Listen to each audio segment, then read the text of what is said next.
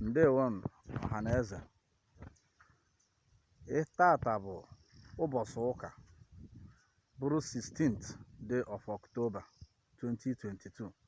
Ihe a unu na-afụ bụ ụlọ mmadụ, ụlọ onye Biafra na mgbo ka ndị Nigerian gọọmenti sendere ndị amị ha ma ndị polisi ha ma ndị DSS ha wee bịa kutuo ụlọ a na Saturday bụ 15th of October 2022.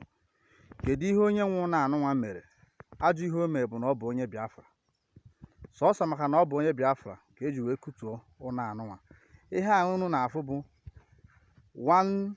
one decking, just one room self-con decking bụ ihe a unu na-afụ a. Ha ji bulldozer ha wee bịa wee kutuo ya na-enene ya.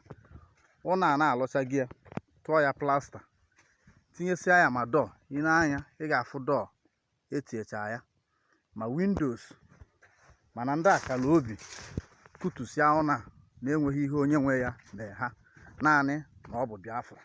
Nekwe ya, nekwe ya, nekwe ya, nekwe ma blọk ha kristan, ihe niile dị ebe a.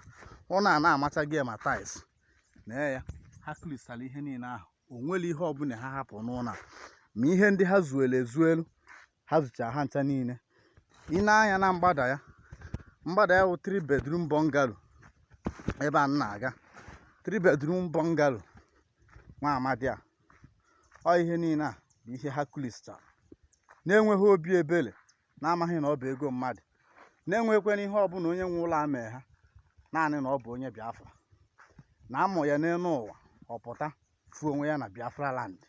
Mere ndị Nigerian gọọmenti control by Fulani ji wee na-eme ụmụ Biafra ihe a, na ego mmadụ ka ha lasị ya n'iyi ebe a, na-enweghị ihe ọbụla o mee. Necha ya, amachago tais ebe niile. Ihe a unu na-afụ, onye ha mere ihe a, ha abịagokwe n'obe nna ya last year wee gbaa be nna ya ọkụ, gbaa ihe niile dị ebe ahụ ọkụ. Nwa amadi anụnwa wee gbaa ọsọ ndụ ya wee na-akpagharị na streeti.